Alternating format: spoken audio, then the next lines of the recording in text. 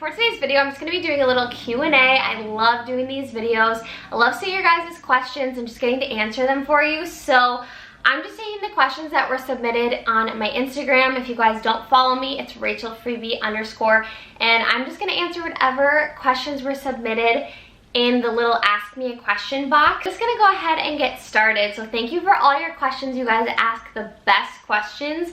So let's get started. First question is, what motivates you to work out? I think that something that's really important about fitness, healthy diet, working out is really knowing your why, knowing your reason that you're doing it. Because the truth is you're not gonna be motivated all the time. I feel like the biggest thing is knowing why are you doing this and constantly reminding yourself of that reason, of that why, and that really helps me stay accountable and stay committed to working out. So there have been times in my life that I've been way more committed to fitness than others. Like around my wedding, I was super into it, and then I took a big time off, just not being consistent. And now the past probably a month, I've just been really committing to it. And I think, so just kind of always remembering, why am I doing this? Whether it's for just improved health, whether it's you want to fit better into your clothes, whether it's you have some fitness goals of having more muscle or losing some weight or whatever it is, just knowing why are you doing this? Is it because you want to feel good? Is it because you want to look better? Like whatever it is, just knowing your why, and also not depending on feeling motivated to actually do it. So I think that it's much more helpful to kind of create working out to be a habit, because I don't always feel like it. And I think if you start to just make it part of your day, it just feels like something you do, opposed to sitting and thinking, am I gonna do this? Nah, oh yes I should. And I think that back and forth in your head actually makes working out so much worse, because you're thinking about, should I do it? No, yes, and you go back and forth. So just making it a part of my day has really helped, and also just not thinking kind of that back and forth. I've just made a decision that I'm gonna do it, and so I do it. I think that actually makes it so much easier to work out than kind of going back and forth and trying to decide. The next question, I wrote this one down because I remember getting this question, but I didn't screenshot it, so I don't remember the exact wording, but it was something like, do you and your husband have a similar decor style, or does he kind of let you do all the decorating, or something along those lines? So luckily, Ben and I actually have super similar style. We love the same kind of white and bright look. When we look at homes, we like all the same things. We're just really lucky that we have the same style. But with that being said, he kind of just lets me do it. When I ask, like, do you like this or do you like this? He just goes, whatever you think. He doesn't feel like super strongly about decor pieces or anything like that. So our apartment is really small, so we don't need too much to decorate it. It's done, it's filled up, but he kind of just let me do whatever I wanted. Like, we have those pink chairs in our living room, but we do have pretty much the same style, which we're very thankful for. It makes apartment hunting, house hunting, and decorating a lot easier. Okay, what is a makeup item you couldn't live without? Bronzer. Bronzer. I'm obsessed with bronzer. I use way too much of it. If you look at any of my makeup tutorials or get ready with me's or anything like that, I pile on the bronzer. So definitely that, or tinted moisturizer, because I feel like just a little layer of tinted moisturizer makes a big difference. So one of those two items for sure. What do you use for teeth whitening? I actually don't whiten my teeth really. In the past, I have whitened them with Crest white strips, but I really haven't whitened my teeth since before the wedding probably, and I didn't stick with it because you have to do it like, how many, it's like 20 minutes or 30 minutes for like 2 weeks, and I think I did like a couple strips and stopped. So I really am not a consistent teeth whitener, but if I do, I just use the Crest white strips. I just kind of stay away from them normally because they make my teeth really sensitive, but they definitely do the job. Do you have a college degree? If so, in what? Yes, I went to college at Bethel University here in Minnesota, and I got a communication degree with an emphasis in relational communication. So I did graduate 2018, and yeah, I think college is awesome. I think it is really beneficial. I think it's really hard, and it is a great accomplishment to do that. I was not a lover of school, but I needed A's. So I was like someone who didn't enjoy it, but I had to get good grades. So it made me really not enjoy it, to be honest. I really dislike school. So I'm so happy I never have to go back. How do you deal with insecurities? I think I have progressed in this a lot over the years. I think how I handle insecurities is very different than years and years ago. If you guys have seen any of my videos about kind of my past struggle with self-esteem and confidence and body image and all those things, that was a real struggle for me. Insecurities were pretty much all my mind thought about, was what I was insecure about in my body, in my skin, in my hair, in my looks at all, like whatever it was. Even in just who I was as a person, I used to be really insecure. And I definitely feel like I've grown a lot from that. Just being in the Word and hearing what the truth is that God has to say and what God thinks about me and where my worth and identity truly lies, which is in Christ. And Christ is unchanging, so our worth isn't gonna falter over earthly things. And I feel like that really helps with my insecurities. But I still struggle. I mean, I'm a human, and there are days where I'm insecure about my skin, or since I gained weight or whatever it is. Even if I'm talking with someone and in my head I'm thinking, do they think I'm annoying? Do they think I'm dumb? Like whatever it is. But I think just always going back to where your worth comes from, and that's Jesus, and that's not changing. And if you're ever feeling really insecure about whatever part of your life, whether it be who you are, your money, your job, your body, whatever it is, just going back to the Word and reading what God has to say changes everything. If you're looking for kind of like day-to-day, if you're feeling insecure with something that you do, despite going back to the Word and really just rerouting my mindset and what's true, I also like to think about how things are temporary. So if I'm breaking out a ton, that's temporary. If I've gained some weight, it's temporary. If I don't feel my prettiest one day, it's temporary. And also these things fade, and it's not what's important. So I think it's easier to overcome insecurities and to deal with them and to not let them overtake your mindset and your joy and things like that. If you're just remembering that those aren't the things that truly matter and refocusing on what really is important, which is pursuing what God has really put on your life and being a light for Him, loving others, and just being the best person that you can be with the best heart. So I think there are a few different things you can do. Of course, just always pointing back to Jesus. And then, of course, just little things like doing things that do make yourself feel good, working out, eating healthy, dressing up. There's lots of things that you can do. But also, I think it's important to do makeupless days and just really accept who you are in your own skin. But I could go on for a million years on this topic, but those are a couple things that I do to help deal with any insecurities I have. Next question is, how do you stay so positive?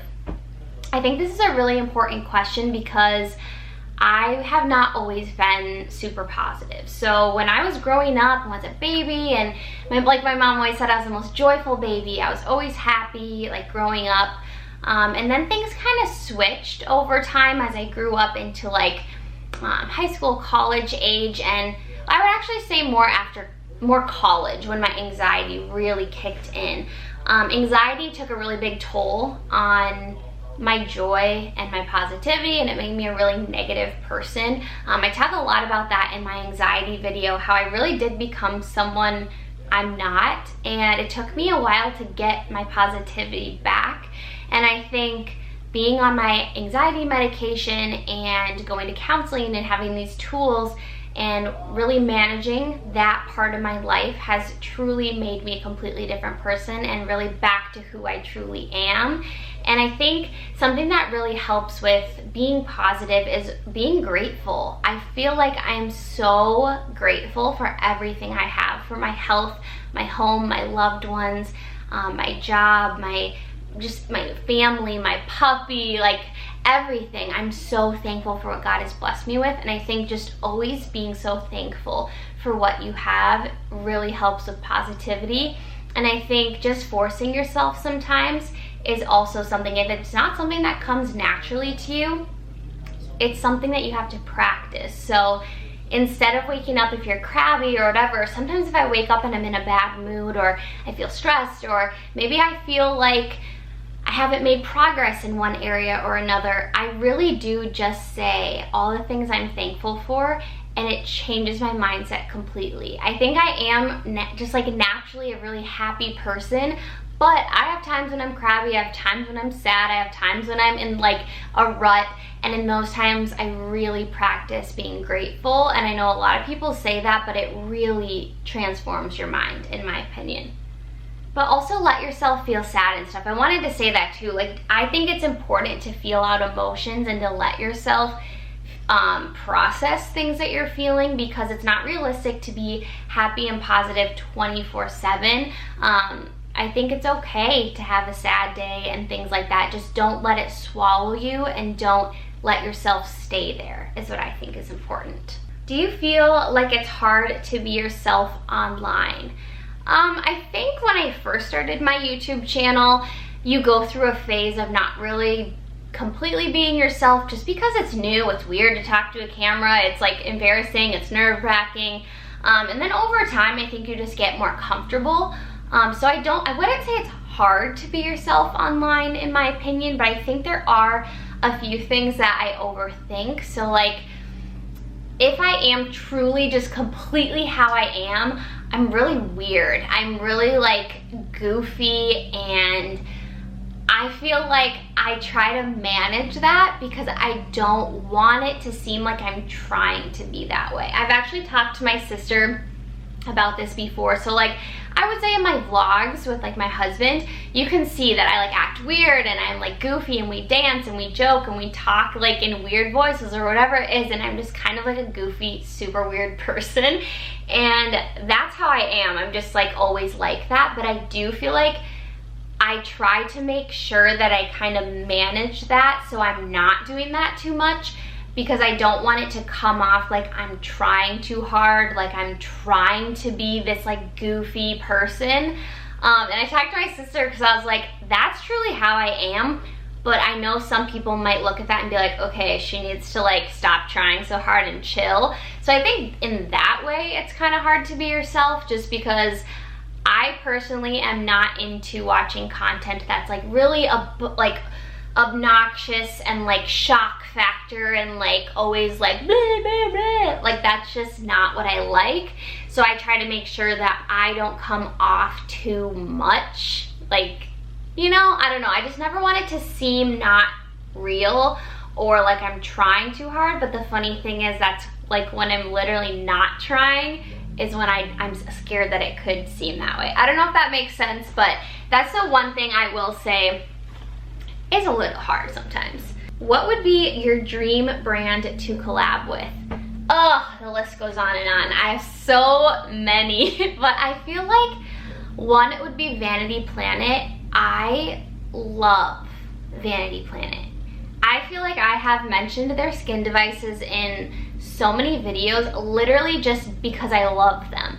I'm not in a collaboration with them, I'm not sponsored by them, nothing, and I literally just use them because I love them. I think they're awesome. Like, I'm obsessed with their products, so I think they would be really awesome. Vichy, I love Vichy, they're amazing. Princess Polly, I love them. And also like any clean beauty brand. Glossier, Ilia, Lawless. I have so many brands that I love, so the list goes on and on of who I would feel is a dream to collaborate with. Advice for a Christian girl dating in high school. Okay, I will say, depending on where you go to school, what kind of guys you're interested in, what kind of guys you're dating, this will, you know, experiences are different. But I will say, being a Christian girl dating in high school is hard because you're not really at the stage where you can commit and you can be in like a really, really serious like engagement to marriage at that point in your life. Like, you may be high school sweethearts and get married, but when you're, you know, 16, 17, 18, you're not in that stage. So it's hard as a Christian girl to date. I feel like it just is. But I would just say the most important thing is stick to your values. I think that I really struggled in high school because I dated guys that were, I only dated a few guys in high school, but they weren't Christians. They believed in God, but they weren't like my husband, where like God was their first, you know? And in high school, relationships are just so different than later on in life. But I would say it was hard to be a Christian girl with certain standards and certain values because I got cheated on a lot in high school by my boyfriends because I wouldn't sleep with them. I didn't do certain things that other girls did. And I'm not looking down on anybody or anything like that. I'm just saying my personal experience, I got cheated on a lot. And that's really hard when you're in high school. That's really hard anytime. So I think it's just really important to date somebody with the same values as you and to stick with your values, because you never want to give up something that's so important to you and then later on realize, wow, that wasn't worth it. That was just with a high school relationship. Not that high school relationships aren't important, but you know what I'm saying, hopefully. So I think just really focusing on dating someone that has the same values and morals and things as you and beliefs as you. And also just, I feel like I learned so much from my high school relationships, but I also now would be like, don't date, just don't date in high school. I feel like now I understand why like moms are like, don't date in high school, because I really wish I would have just spent that time enjoying my friends and doing fun things and not being in such painful relationships, because I feel like high school relationships can be really painful because people aren't mature yet. And I would just say, if you're a Christian girl, focus on God, focus on your friends, and if you are gonna date, focus on being with someone who has the same beliefs as you, because it can be really hard otherwise. One thing about your wedding you wouldn't change, and one thing that you would change. Okay, I would say one thing that I wouldn't change is, so many. I loved our wedding. I feel like it would be hard to pick one thing, but I do think prioritizing photography was a really, really good thing that I wouldn't change, because that's what you have afterwards is the pictures. So I'm obsessed with our wedding pictures. I love them. Loved our photographer. He's amazing. He's so talented. He makes you feel really comfortable. So I would not change prioritizing that. Something I would change, I don't know how. I have a couple things I would change. One, it would be my makeup. I just do my makeup so different now that I would have done it differently, but that's a small thing.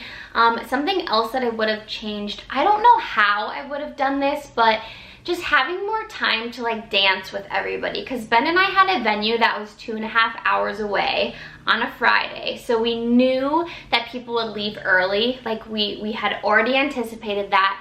But I felt like, and I was fine because Ben and I were gonna leave super early from the reception, like 9. I know we're kind of lame, but we just want to go be off by ourselves.